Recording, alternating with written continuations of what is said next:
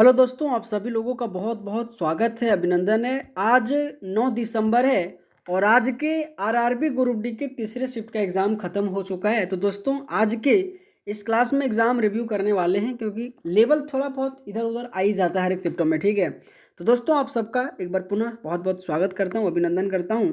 पहला क्वेश्चन देखते हैं कि निम्नलिखित में से कौन सा कथन न्यूटन के तीसरे नियम से संबंधित नहीं है।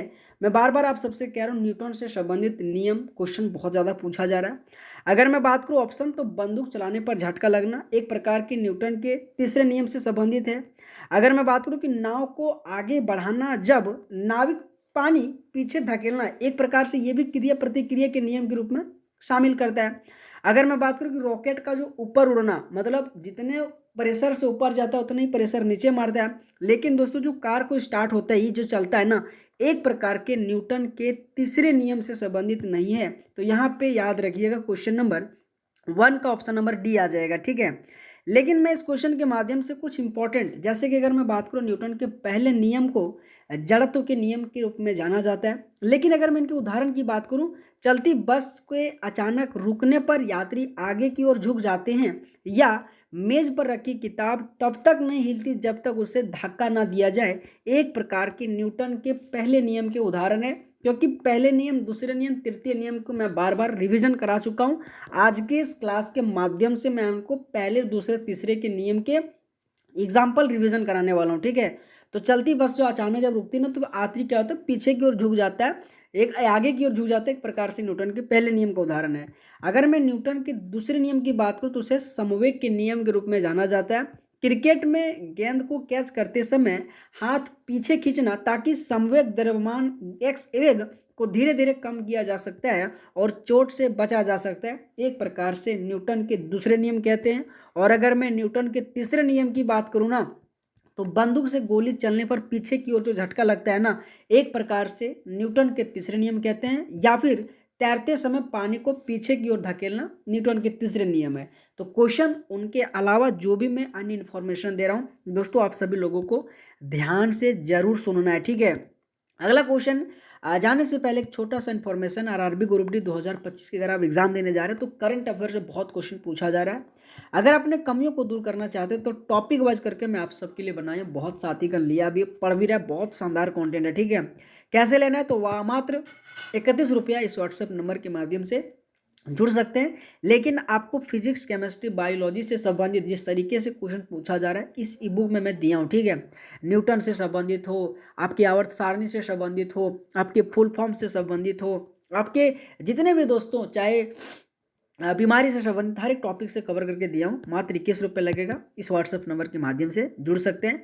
अगर मैं कहूँ किस तरीके से क्वेश्चन बनाया गया, आप ये देख सकते हैं, बाइलिंगुअल फॉर्मेट में बहुत मस्त तरीके से बनाया गया और बहुत साथी का लिया भी और पढ़ भी रहा है। ठीक है, अगला क्वेश्चन देखते हैं कि यदि किसी गेंद को ऊपर से छोड़ दिया जाए तो वह किस त्वरण से गिरेगी। ये भी क्वेश्चन बड़ा बेहतरीन है ना। और अगर मैं इस क्वेश्चन का आंसर की बात करूं, तो यहाँ पे आप सब लोगों को आंसर बताना है। ठीक है, अगर मैं यहाँ पे आंसर की बात करूं, तो ऑप्शन नंबर सी आ जाएगा, 9.8 मीटर पर सेकेंड आ जाएगा। ठीक है, 9.8 मीटर पर सेकेंड आ जाएगा। अगला क्वेश्चन है मेरे दोस्त कि सितंबर 2025 में आशीष पांडे किस बैंक के एमडी एवं सीईओ बना है। तो यहाँ पे यूनियन बैंक ऑफ इंडिया आ जाएगा। ठीक है, यूनियन बैंक ऑफ इंडिया आ जाएगा। आपके एग्जाम में वर्तमान में कौन क्या उनसे क्वेश्चन पूछा जा रहा है, तो इस क्वेश्चन के माध्यम से मैं आप सबको कुछ इंपॉर्टेंट 2025 में जिन्होंने नियुक्त किया उनका मैं रिवीजन कराने वाला हूँ। जैसे कि अगर मैं भारत के मुख्य न्यायाधीश की बात करूँ, तो जस्टिस सूर्यकांत ने 24 नवंबर 2025 को भारत के 53वें मुख्य न्यायाधीश के रूप में शपथ लिया है। अगर मैं बात करूं कि बी आर गवई के स्थान जो 52वें मुख्य न्यायाधीश के रूप में शपथ लिया था 2025 में, है ना। अगर मैं बात करूं 2025 के 52वें मुख्य न्यायाधीश कौन थे, तो बी आर गवई था। लेकिन अगर मैं 53वां की बात करूं, तो जस्टिस सूर्यकांत आ जाएगा। क्वेश्चन आपके एग्जाम में पूछा जाएगा, याद रखिएगा।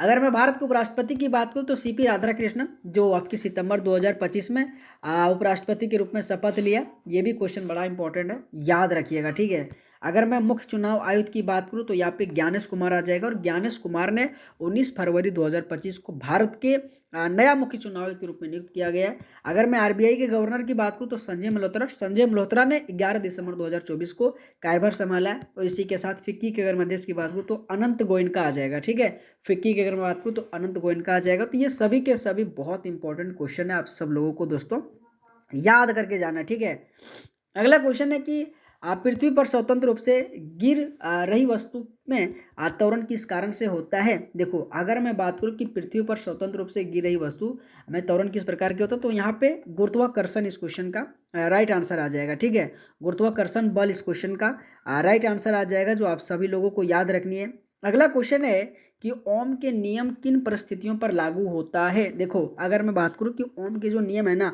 सो किन परिस्थितियों पर लागू होता है। जब वोल्टेज बदल रहा हो, जब तापमान स्थिर हो और पदार्थ चालक हो, जब धारा अधिक हो, जब शक्ति अधिक हो। यहाँ पे आप सब लोगों को आंसर बताना है। ठीक है, और अगर मैं आंसर की बात करूं दोस्तों तो यहाँ पे आ जाएगा जब तापमान स्थिर हो, पदार्थ चालक हो, तभी जाके आपके ओम के नियम को जो कि बदल रहा हो। इसी के साथ अगला क्वेश्चन है कि परागकण में जो बीजांड में प्रवेश करने की जो प्रक्रिया है उसे क्या कहते हैं। ये भी क्वेश्चन बड़ा बेहतरीन है। ठीक है, कि परागकण के बीजांड में प्रवेश करने की जो प्रक्रिया ना, सो क्या कहलाती है, जिसमें से आपके परागकण, अंकुरन, निषेचन और परिपक्वन, ये 4 ऑप्शन दिया गया। ठीक है, और दोस्तों अगर मैं इस क्वेश्चन का आंसर की बात करूँ ना, तो यहाँ पे निषेचन आ जाएगा। ठीक है, निषेचन इस क्वेश्चन का राइट आंसर आ जाएगा, याद रखिएगा। और इस तरीके से क्वेश्चन हमारे ई बुक में दिया हूँ। ठीक है, जाके दोस्तों एक बार यार ले लो, अभी भी टाइम है आपके पास, क्योंकि जब टाइम निकल जाएगा ना मेरे दोस्त, तो केवल और केवल पछताने का ही रहेगा। ठीक है, अगला क्वेश्चन है कि पौधे में बीज बनने के बाद कौन सी प्रक्रिया होती है। देखो, अगर मैं बात करूं कि पौधे में जब बीज बनता है ना,